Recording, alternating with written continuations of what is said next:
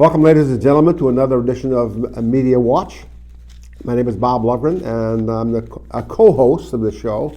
Rob Raffelli, who is virtual, someplace out there, and so he's in the show too, as you'll see in a minute. Why don't you put the screen up on him there, Mike?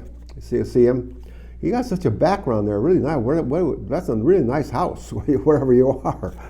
At any rate, we talk here about the media and what's going on in the media and trying to catch things. It gets to be pretty wild here because there's all kinds of things. The media is, well, I always like to say about the guy that invented the 24-hour news, Ted Turner and so on. I don't know, maybe it seemed like a good idea, but I'm not so sure it's really working out too well. 24 hours of news. It was over 500 journalists, I believe in Iowa, maybe it was New Hampshire, 500 journalists in New Hampshire covering the election that they had, the primary election in there in New Hampshire. I bet they must have interviewed every how do you say, New Hampshirean, whatever they call themselves.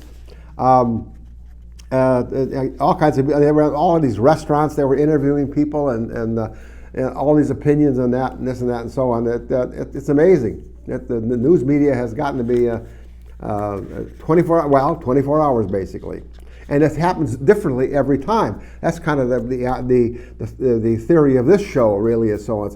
What was happening yesterday, all of a sudden gets just totally forgotten about until something else happens, and the next day, the news cycle, as they call it. For example, what happened to Ukraine?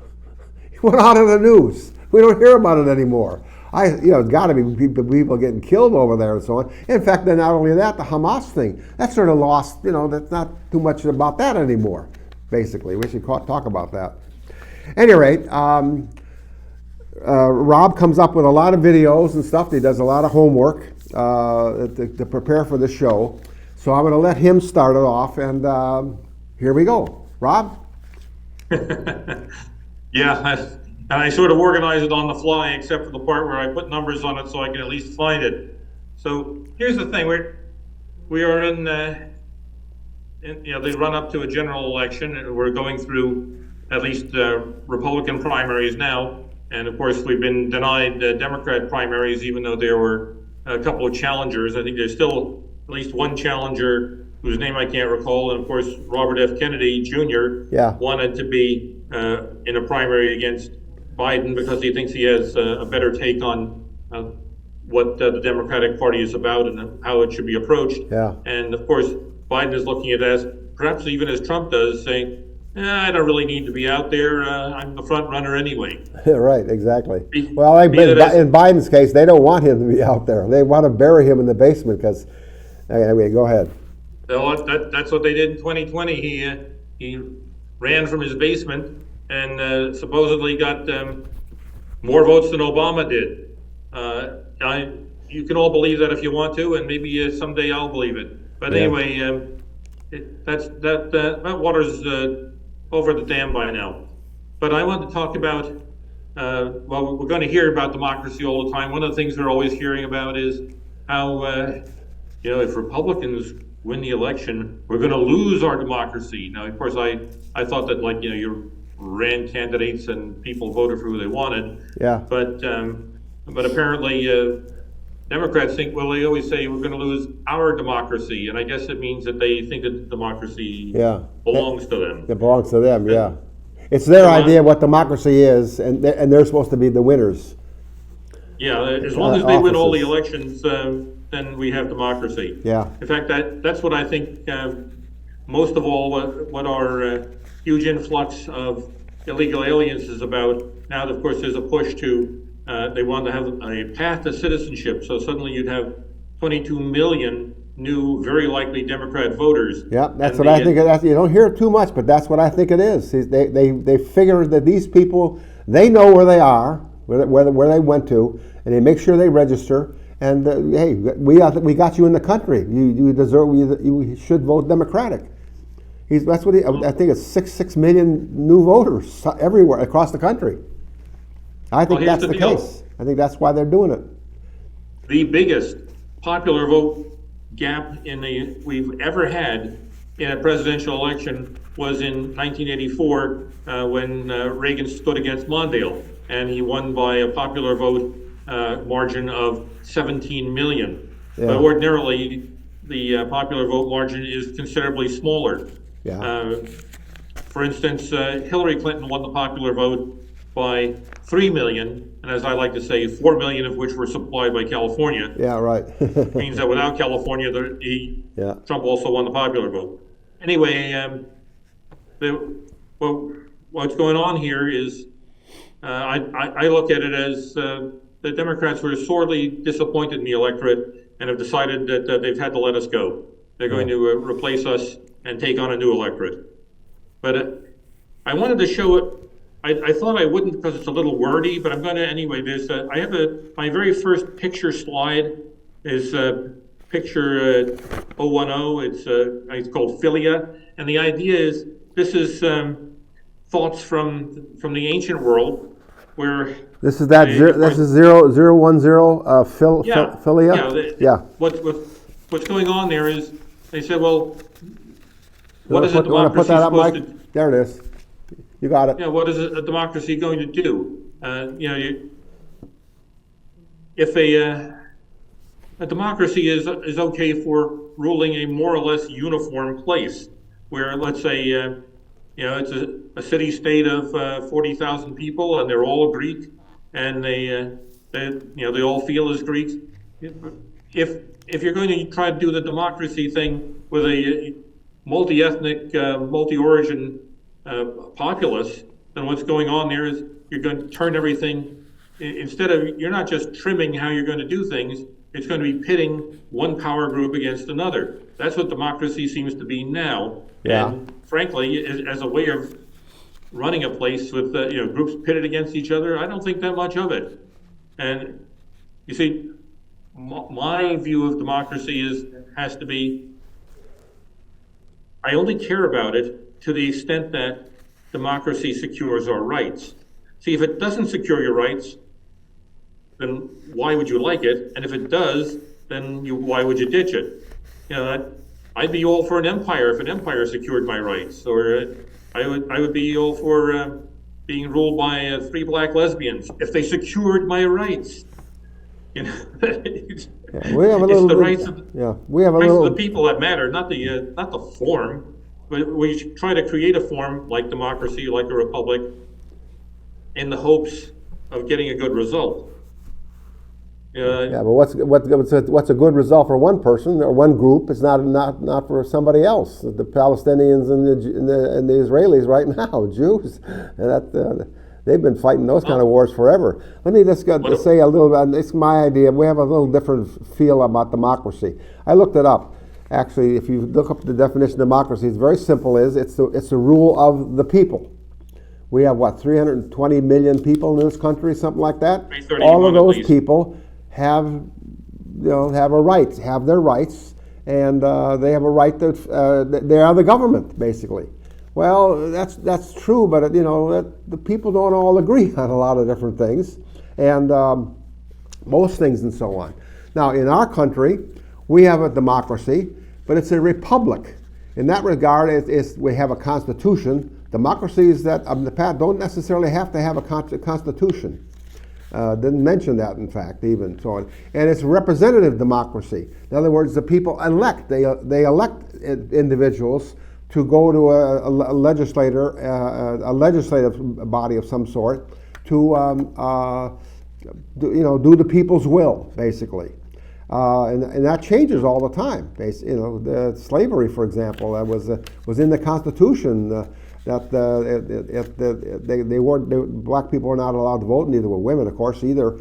But that all changed over the years and all that. But it happens in elections. When it happens, we are very different. I guess you may look at the American flag.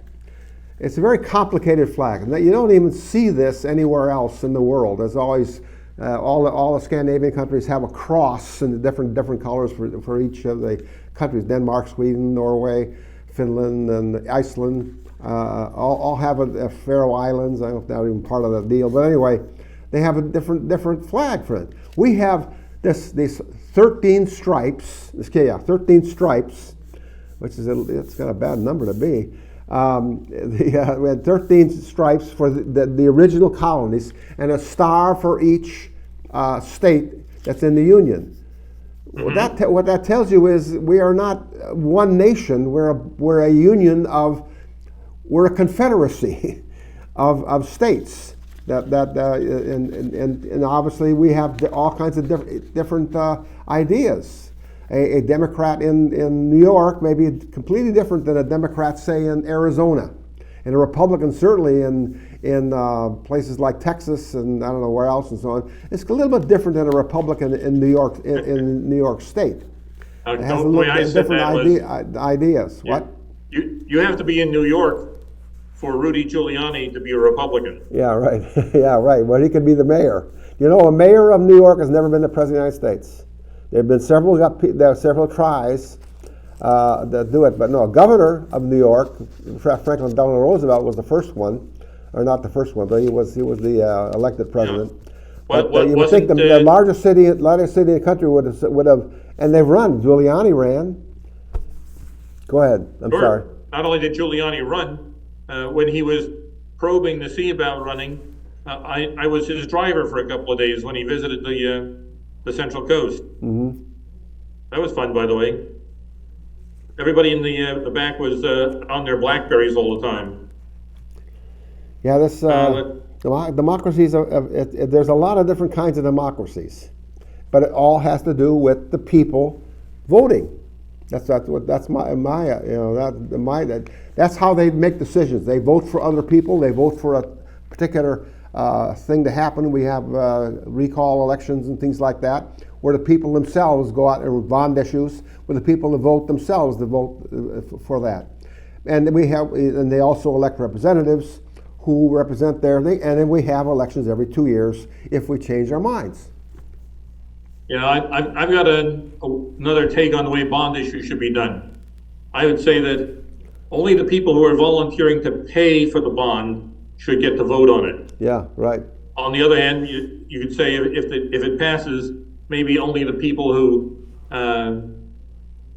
voted for it get the services. Yeah, but see, we have a secret ballot. We don't know who voted for it. See, that's the thing about it. Well, that's just it. When we're talking about who gets to pay for what, Yeah. maybe we could do it that way.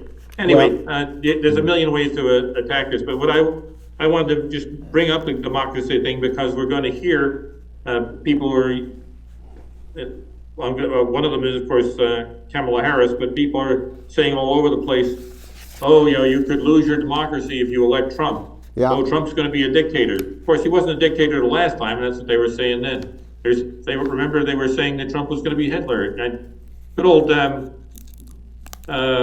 Scott Adams, he said, I figured that, like after a year or two went by and he didn't do any Hitler-like stuff, that people would get over that. Well, as it turns out, they didn't get over it, even though he didn't do any Hitler-like stuff. Yeah. He's, in fact, he was a real sweetheart. Like Rush Limbaugh, he was a lovable fuzzball. Harmless. Well, he said Trump said he was only going to be a dictator for one day, and that probably means the executive privilege, or what they call that, executive order. I don't know, probably everything that he signed, Biden took out when he got inaugurated. He went right to the office and took all those away from it. Right. So now Trump gets back in office, he will go back and rewrite the things all over again. Sure. There's something to remember about executive orders. Executive orders are not laws. Executive orders are things that the president, who is the chief executive, issues to govern the way the executive branch will handle enforcement. Mm-hmm. The president can do an executive order to take away your Walkman or make you close your garage door at 5 p.m. But in fact, it's not a law. Mm-hmm. So and you don't have to obey it. Mm-hmm. If you're in the executive branch and he's your boss, now you have to do it because the executive order governs the executive branch. Right. Yeah, and of So course, anyway, it can be challenged by the courts too. If they got the order and then they find out that, well, like the executive order of forgiving student debt. Well, it went to the Supreme Court and they knocked it down. Although Well- it did help Biden in 2022 for the election. That's what he did it for. 2 days I after. don't know if you've heard it, but I don't have one here today, but there's a great video of no less alike than Nancy Pelosi, as Speaker of the House, was saying, Biden doesn't have that power. Forgiving student debt, if it were to be done, would have to be an act of Congress. You've heard of acts of Congress. Yeah, it would have to be an act of Congress. It's not an executive power. Yeah, it's a mix-up kind of a deal too. Like I say, it's very messy sometimes. You got a lot of ways, a lot of rules and stuff like that, and that. But well, like I say, it works. It seems to work pretty well, I guess. We're still very prosperous. We're still a very prosperous nation. Okay. And we have a lot of rights and things like that to do. Well, let me hop around a little bit on the things in the news. Okay. How about I'd like to bring up a picture. It's picture 620, and it's about Sports Illustrated, because you may or may not be aware that Sports Illustrated has just gone out of business. They just fired everyone. I believe they lost the right to use this. I hate to bother my director in any way, but I'd love to be able to show this. Which number is it? It's number 620. It's picture 620, and it Oh yeah. it's, Okay. labeled Sports Illustrated, huh? Illustrated. Anyway, I didn't see that one. There you go. It's up now. I'll have to take your word for it since I'm not seeing it. Anyway, but what we're saying here is, Oh, Yeah, obese. Okay. who would have thought that putting trans women and obese women on the cover of the swimsuit issue would have a bad effect on sales? Oh man, I didn't even know they did it. I was going to say, but the swimsuit deal, that's always been an issue, that a particular issue for the year that is quite popular, put it that way. And remember, guess in this case is it Sports wasn't. Illustrated. So Yeah. the swimsuit issue featured female athletes in top form. They were wearing bikinis or whatever, but the thing is, they were top track, top field, they were Really? I didn't know that. premier athletes. So so when I started seeing, oh look, here's some gal who weighs 230 and is, and it wasn't that she was ugly, it's just she was heavy, and you just look and say, what the hell sport is she in? Yeah. And once it comes to, well, this is somebody who used to be a guy, but we're put that person in a bikini and they're telling you that they're a woman, so naturally you're supposed to accept it. Anyway, I think it kind of wasted the brand. Yeah. I mean, I say that the magazine itself just shut down now. It's down. It's It's out of they don't business? have, out of business. Wow. So I thought, I didn't know that. Swear to God, Anyway, I didn't know that. There's again and again what we're seeing in media is these businesses are being run by people who don't seem to appreciate who their customer is. Yeah. We had I don't have anything about it today, but there was a guy who ran the show. It was a revival of a very popular kids cartoon called Masters of the Universe, and it featured a very hunky He-Man and a good-looking sword-wielding woman named She-Ra. Yeah. And this stuff, it was all sword and sorcery and fantasy. Well, they made a revival of it just a year ago or so, and he was telling you, I've always been a big fan of this. You'll love it. And the next thing you know, first thing out of the box, the guy who's He-Man is killed. And gets a sword through his heart, and basically it's a tough boss women show for the next several episodes. Anyway, I don't care. might have even been a good show for all I know. But the thing is, the fans who loved Masters of the Universe because it was primarily a Right. He-Man show, Yeah. suddenly they had that horse shot out from under them. So now Kevin Smith is back. He wants to bring us a season 2, and he's telling you, he's pleading to watch. Come on, fans! I swear this, this will be 75% Prince Adam, He-Man. Maybe who cares? I mean, I wasn't a fan of it anyway. But the thing is, he punched the fans in the face. His built-in audience, the people who would pay to see this, they're the ones he chooses to disappoint. Yeah. And I see the Sports Illustrated thing the same way. Yeah. You know what people expect out of the swimsuit issue, and you just slap them in the face with a flounder. Yeah. Why do they do that even though they know that? Can't they know that that's not going to be anywhere near as popular an issue as it had been?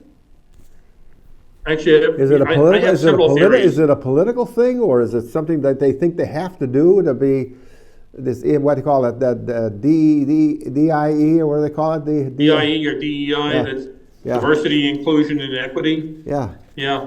In the Sports Illustrated magazine, huh? What? Yeah. I don't get it. Because they're doing it in sports, of course, in the sports themselves. Mm-hmm.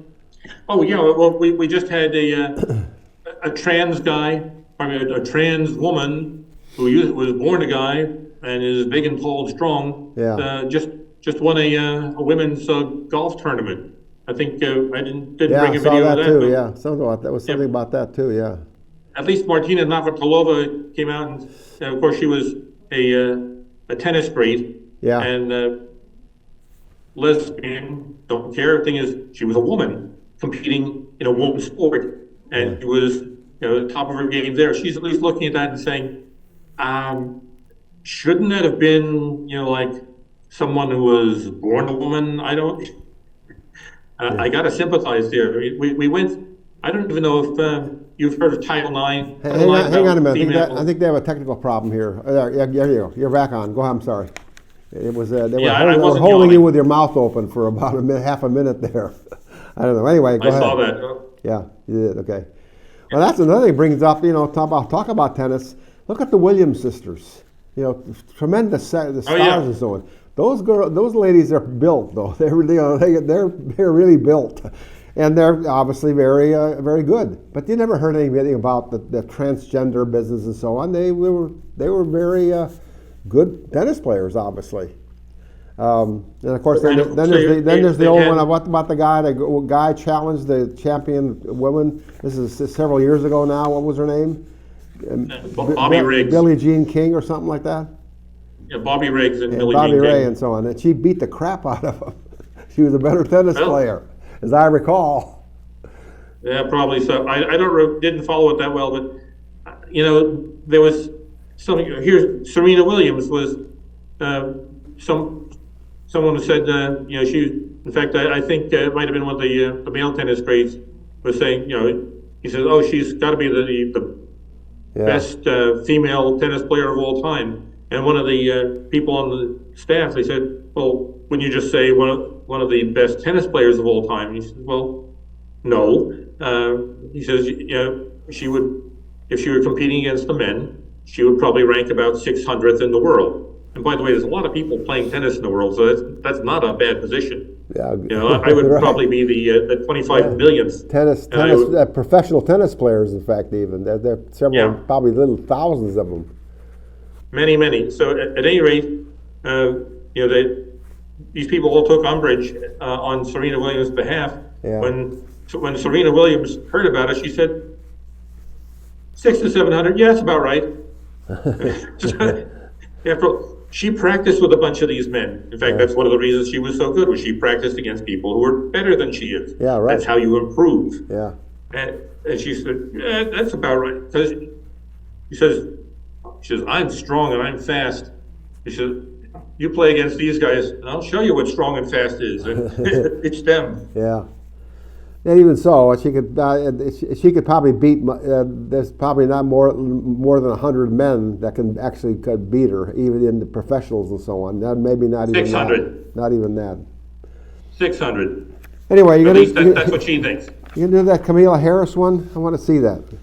Okay, yeah, let's go. 050. I want to see Kamala make an idiot out of herself again.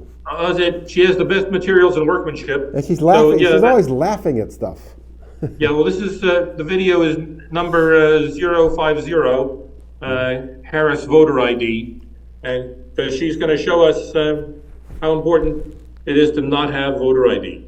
Yeah. If we get a chance, let's show that one, because she's and crank the sound up so we can at least hear her. Yeah. Okay. Well, you got it up, Mike. Here it comes. The voter ID, one of those compromises that you support? I don't think that we should underestimate what that could mean.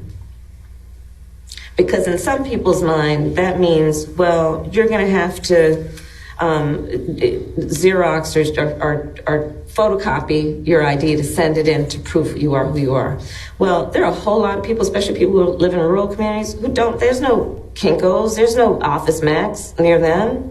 People have to understand that when we're talking about voter ID laws, be clear about who you have in mind and what would be required of them to prove who they are. Of course, people have to prove who they are, but not in a way that makes it almost impossible. Don't most of us have, let's say, Can you tell me what license? Can you tell me what you was talking about? Even I'm not sure what I understood. Some phone thing. Well, that's the beauty of Kamala Harris. She's talking about voter ID laws as though you were going to have to go find yourself a place to Xerox your ID. I thought, most people just have it in their pocket or their purse. Every time I drive someplace, right. What do you know? I have my ID in my wallet, right. and my wallet with me. So she's just pulling this stuff out of the air, and she does it with all these lovely little pauses where you're supposed to realize that this is important because I'm pausing. I mean, you'd think that she was Bill Shatner on Star Trek, for God's sake. Except he at least sounded I intense. guess it happens that way too. She just doesn't. I don't know. It doesn't come across with the point that she's making. I don't know. So it gets a little too far out, a little tangential or somewhat. That's that poor word, but it doesn't make it. It doesn't make a lot of sense. You have to kind of think about what she's talking about even. Anyway, that's Kamala Harris. That's the vice president. She may very well be the president of the United States someday. And that's our system. And that's our system. If she gets elected, if Biden gets elected, and she of course gets elected too, and so on, and something happens to him, she'll be the president, and the system will have to live with it. And bad as it might be. Then again, you never know. I mean, Harry Truman, nobody knew who he was even. People didn't know who this guy was. He was the vice president, and he became the president of the United States. And within a month or so, he initiated the atom bomb. He said that to drop the first bomb. There was a lot of controversy about that. They had conducted the Trinity test, the bomb in New Mexico, and after all the scientists saw it, especially Oppenheimer. I think that movie, in fact, is going to get a lot of Academy Awards. They have a movie made about him and that. They weren't too. They knew that they had created something. By the way, my thought there, this is an aside here. I think that the atom bomb and having dropped on Hiroshima and Nagasaki, I won't say is a good thing, but it had a really effect because now all the people that declare wars and so on know that when you drop this bomb, it's talk about civilian casualties. It's going to be terrible. And the atom bomb, they figured one was a bomb that was going to drop on the hydrogen bomb. If they had dropped it in New York City, one bomb would have killed something like 30 million people in New York if they dropped it on New York. Of course, they never did.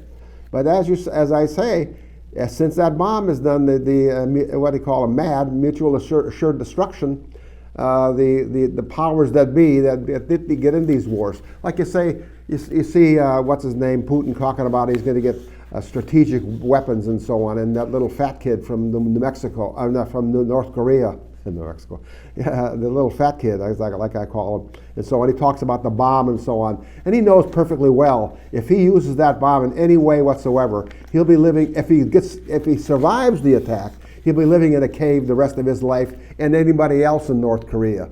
There won't be any North Korea anymore. The land itself will be gone, and so on. And he knows perfectly well that's what will happen. So they talk a lot about it, but the bottom line is it doesn't happen. Although it could be very, very close in some cases.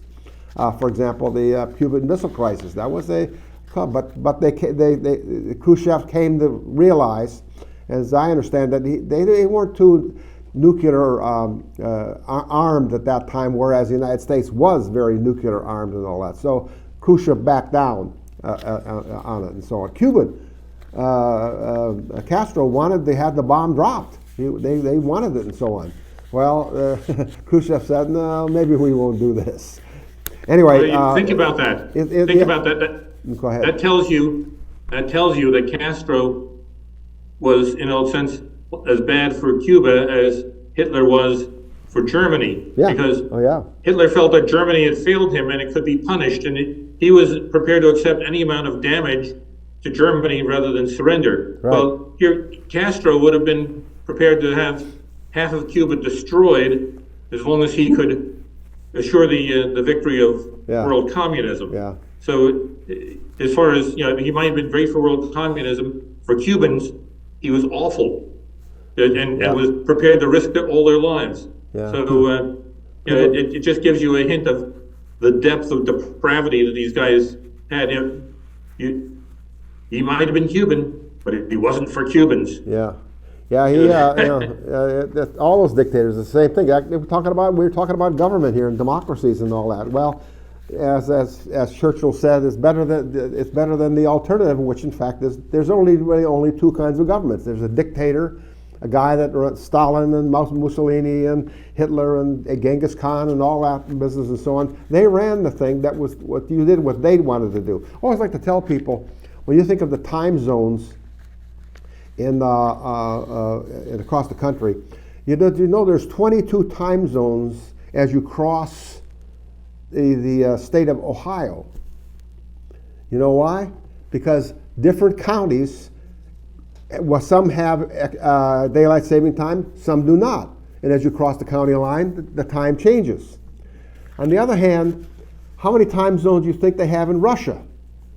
Well, actually, 11. No, they have, I think so, 11. But there really was only one. It was Joe Stalin time zone. When he made a phone call, you better answer the phone, otherwise you won't be around anymore.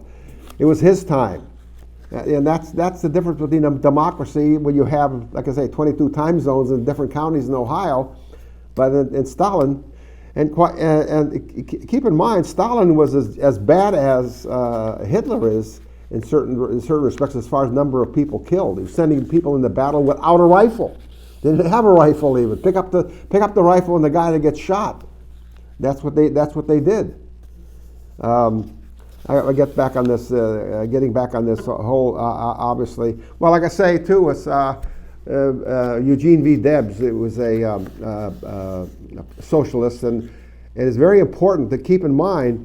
Eugene V. Debs they're talking about Donald Trump getting elected and going to jail. Eugene V. Debs got 1 million votes in 1920 for President of the United States, and he was in prison. He was actually in prison at the time.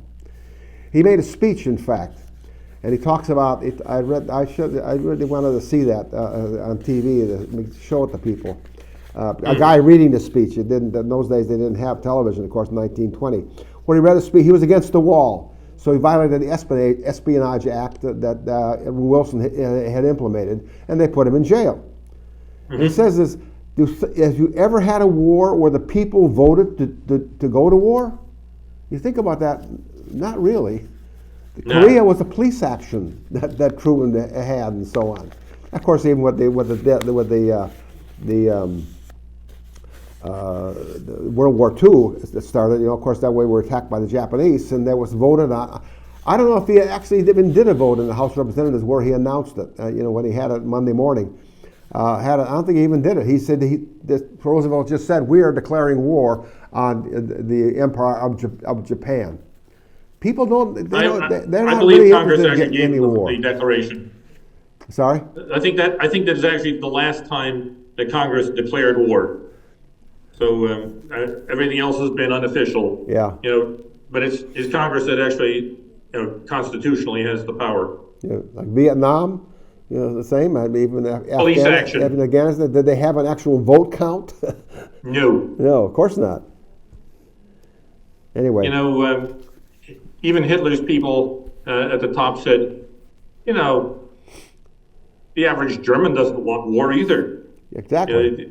They talked about how it is that you get people to back a war anyway, because he says, no, the average German doesn't want war. Yeah. Anyway, but And he got away with it pretty well up until Russia, when he invaded Barbarossa, and he invaded Russia. That's when it started hurting the Germans. They got 700,000 casualties in the first year that they were in. The Germans did. In the first year they were, of course, the Russians got 7 million casualties, and the same thing. But they had a lot more people in the country. That's when That's when Germany started getting bad. And talking about civilian, they talk about the civilian casualties and so on. That's when World War II started. When World War II was on, that's when civilians really took it. And of course Nagasaki, Hiroshima. But even so, Dresden, with the British and the American bombers went over late in the war, and they had no opposition, and they just bombed the crap out of Dresden, which, by the way, they've rebuilt pretty well, and with civilians. And in fact, Curtis LeMay, who was head of what they call the 20th Air Force, the B-29s, he started to bomb in Japan, and he decided, they were for strategic bombing from 30,000 feet. They weren't hitting anything and so on. That's when they went in with napalm bombs, incendiary bombs and so on, and burned down big cities in Japan. And he said that if they had lost the war, I would be convicted. The Japanese would have convicted me as a war criminal. That's what he said. Sure. I've been to Japan about 5 times, and there are whole sections of Tokyo that are very, very modern and have big, broad streets.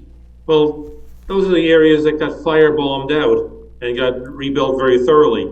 You'll find other parts of town where the streets are narrow and the buildings are old, and those are the parts of town that didn't burn. Yeah.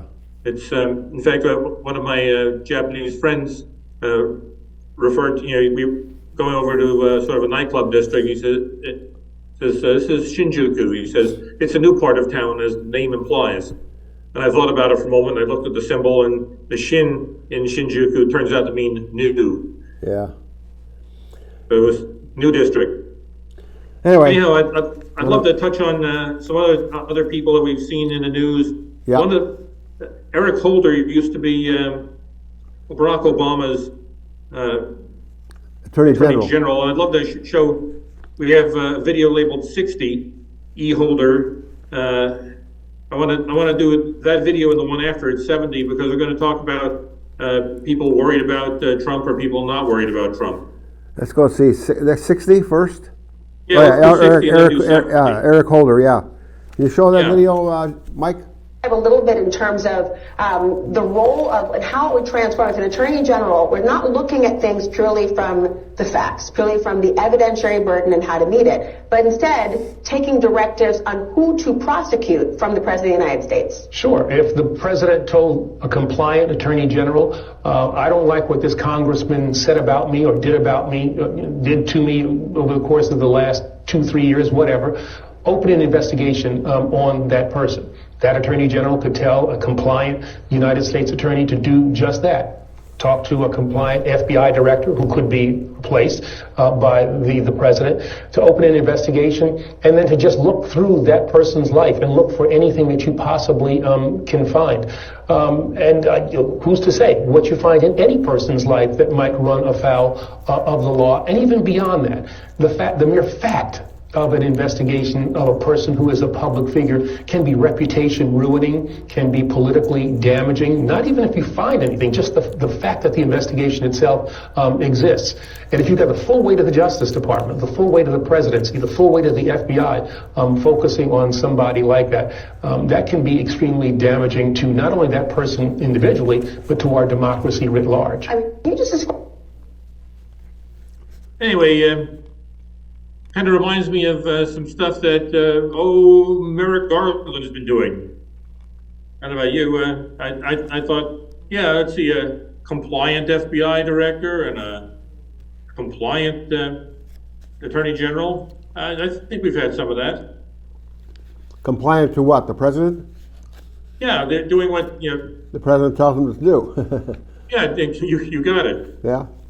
So in general, Democrats will accuse Republicans of doing what they themselves are doing. Mm-hmm. But we've got some other good stuff about. I'd like to just move ahead to number 70. And This is Jamie. This is Jamie Dimon. He is the CEO of J.P. Morgan Chase, which is the biggest brokerage bank, or whatever you want to call it, and so on, in the world. He manages literally trillions of dollars. I just also want to point out, I wish the Democrats would think a little more carefully when they talk about MAGA. And if you travel this country, and the country's unbelievable. We took our bus trip this year, and Leslie Picker was on Spokane and Boise and Bozeman. People are growing. They're hungry to grow. They're innovating. It's everywhere. It's not just Silicon Valley. So we've got this great hand. But when people say MAGA, they're actually looking at people voting for Trump, and they think they're voting, and they're basically scapegoating them, that you are like him. But I don't think they're voting for Trump because of his family values. And if you look, just take a step back, be honest. He was kind of right about NATO, kind of right about immigration. Mm-hmm. He grew the economy quite well. Tax reform worked. Mm-hmm. He was right about some of China. I don't like what he did. No, I said China virus. Yeah, I understand. He may have been right. And I don't like how he said things in Mexico. I don't like, but he wasn't wrong about some of these critical issues, and that's why they're voting for him. And I think people should be a little more respectful of our fellow citizens. And when you guys have people up here, you should always ask the why. yeah, you don't have to love the guy, and you don't have to, like you don't have to say, oh, gee, I love the way he comports his private life. Say, what did he do for the country? Because I'm never going to be in his living room. Yeah. Yeah. Yeah. That's What did you think about Jamie Dimon there? Jamie Dimon. Yeah. What did you think about him?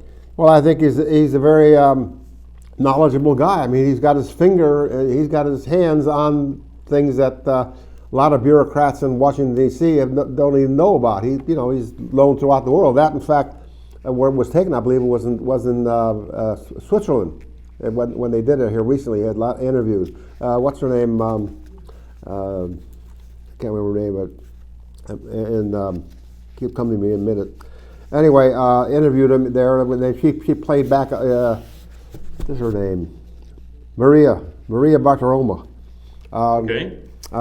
She interviewed him for, quite a bit, actually, there, and he says pretty much straight stuff. But of course, that's a matter of opinion. People, well, like I always say, they were after Trump from the top when he not at the bottom of the escalator. They were after him before he started going down on the escalator.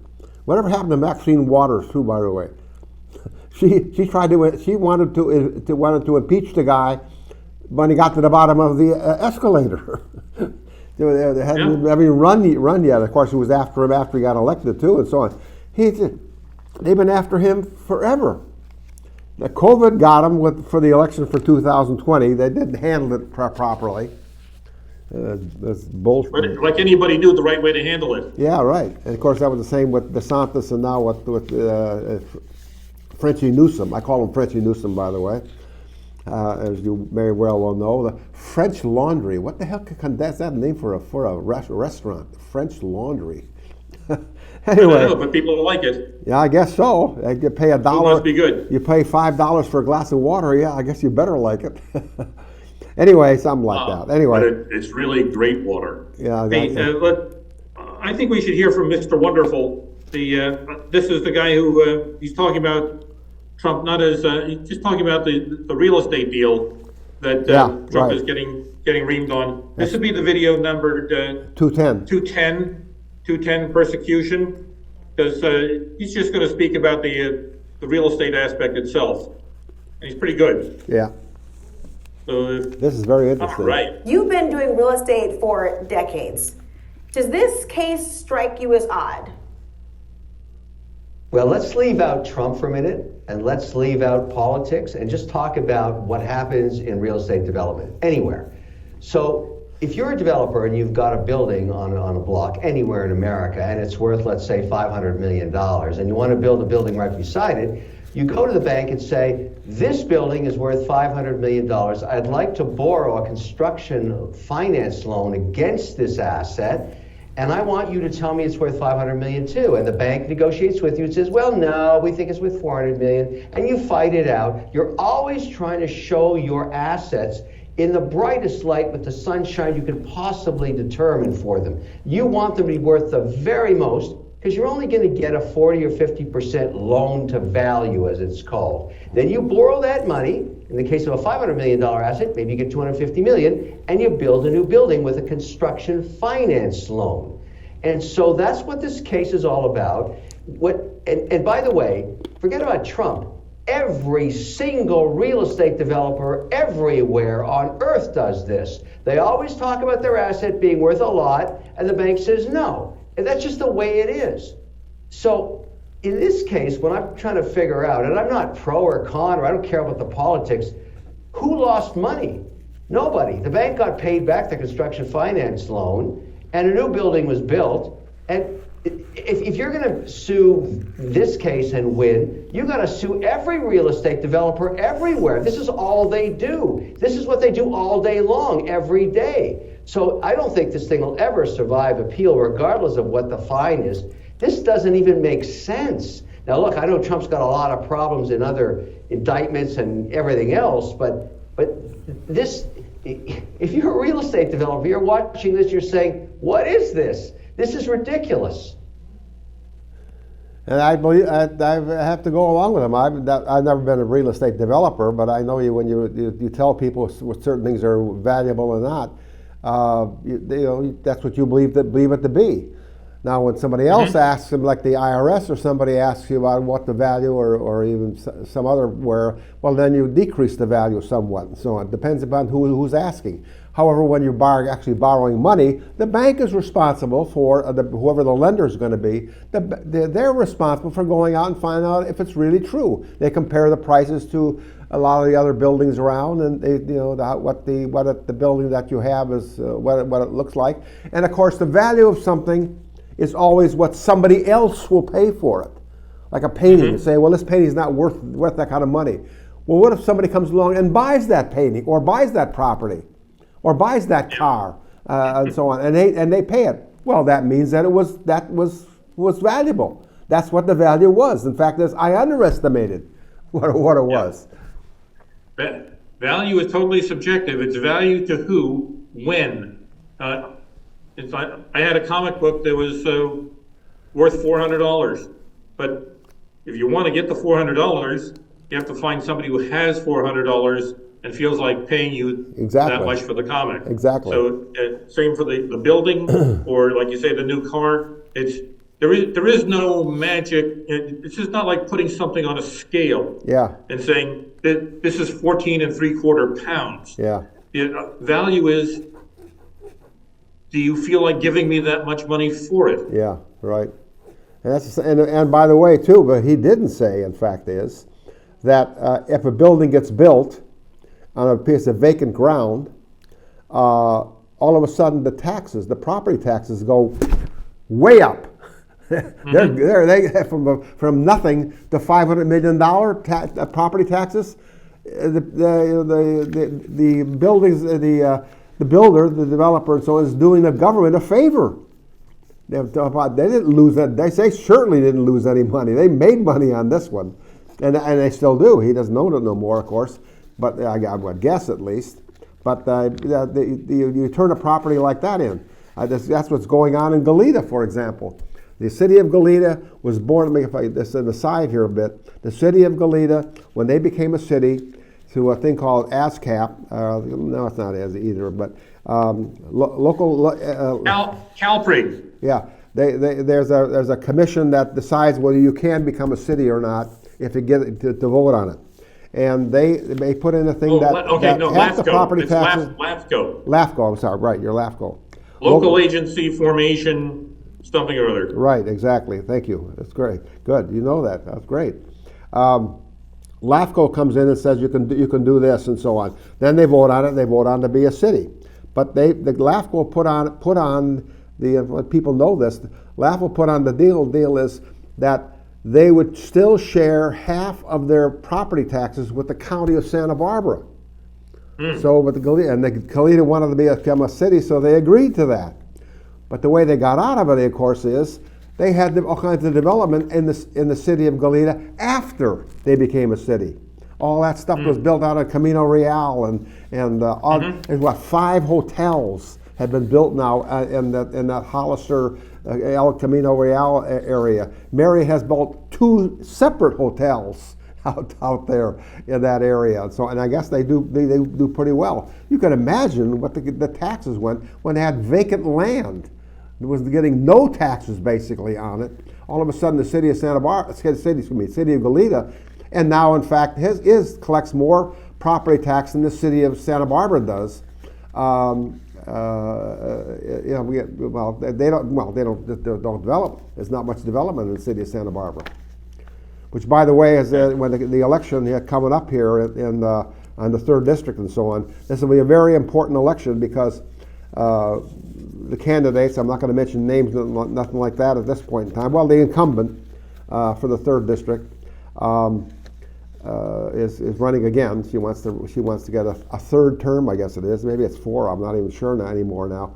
But one of the guys that's running is talking about development. Let's get this. If you want to get you want to get it, because I guess I understand, according to what I heard last night at the debate, was that the county of Santa Barbara has $25 million in the hole. I always like that too. They get a budget. They decide, they go over the money, what they need to get, and then they go and they find places and that, well, they think we're going to make this amount of money over here, and we're going to make this amount of money on drugs, cannabis, and so on and so forth and so on. Well, that's enough money, we can spend it. And then push comes to shove, when the actual happens, they don't get that money, like the revenue they're going to get for cannabis. It didn't show up. They didn't make it. And so on. But they had spent the money, and now they're $25 million in the hole if they continue to the people. And we'll see what happens with that. That's a pretty good chunk of their budget, in fact. Anyway, I'm sorry. No worries. Get off on the wrong foothill. I'm going to bring up somebody that I know you've been a fan of, and I hope I don't lose your friendship over it, but no, Nikki Haley is let me tell you right now, you won't. I don't care who it is. Nikki Haley is going to be the subject of video 240. I actually changed my mind. Yeah. The video number is 240, and this is Tucker Carlson talking about this guy Hoffman, he's a Democrat who's been funding a lot of Nikki Haley's campaign, mostly because, of course, he wants to hurt Trump. Yeah. So if we can do that one, Tucker has something amusing. This guy, I think he's the founder of LinkedIn, which is it's an employment social media piece of work. So if we get a chance, here we go. Conservatives, but from committed Democratic partisans. Anti-civilization activist Reid Hoffman, for example, is a major Haley supporter. Reid Hoffman is the founder of LinkedIn. He's a friend of Jeffrey Epstein's. He was a visitor to Pedo Island, in fact. He's also the guy who funded E. Jean Carroll's sexual assault case against Donald Trump. Reid Hoffman is a Democratic mega donor. In 2020, he gave $1 million to David Brock's American Bridge PAC. That's a group designed to physically harass Republican candidates. Hoffman's money has also helped to prop up the authoritarian governor of California, Gavin Newsom, as well as many others on approximately the same team. So you know exactly who he is. What's interesting is, this cycle, Reid Hoffman is all in on Nikki Haley. What was he talking about there exactly? I'm not sure. I know we mentioned Okay. Newsom.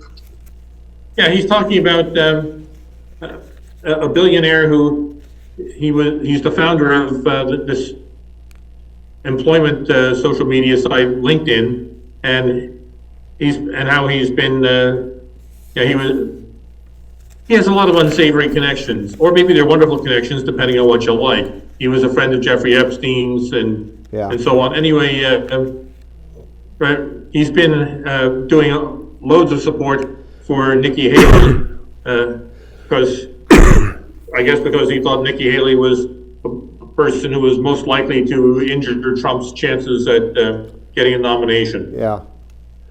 Well, of course, that's not looking so great right now. That's not, the party's not over with that. And by the way, you mentioned the different parties and all that. No, there's one that they call the No Label cause, and they haven't actually. They collected a lot of money, I guess, but they really haven't had don't have any candidate at this point. It might very well be I won't say the former senator for West Virginia, because he still is, but he has decided to retire.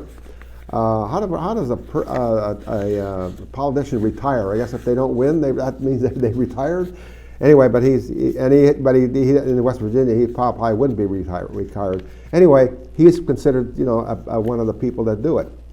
That's Joe Manchin. Yeah, Joe Manchin, right, and he's been a Democrat. He's voted with the Democrats right along, but well, the one he did was with the Infrastructure Act, the $1.4 billion that they do it and so on. As part of the deal, they're supposed to approve a pipeline in West Virginia, and they passed the infrastructure, but they didn't pass the pipeline rule and so on. And he didn't like that too much. Anyway, they kind of lost him at that point. Anyway, it's going to be, like I said, we had a minute, 1 minute left here. I'll give you a last word here, Rob, but this is going to be a very interesting election. This is going to be a real one we've never really had before in this country, but we will survive it. And it isn't this election, it's the next election in 2028 or 2026. We always will have the elections. As you know, Rob, I really believe in elections. We got 1 minute. If elections could change anything, they would not be allowed. That's what I think. Anyway, yeah, right. You might be right. So let's remember, though, Joe Manchin or Robert F. Kennedy Jr. has also talked about the no labels. Of course, he wanted to be up against Joe Biden in the primary there, but they're not allowing that. Yeah. So he might go no label. Okay, anyway, thank you very much, ladies and gentlemen. Hopefully we got some kind of information for you, and we'll see you again. Thank you. Yeah, that's it.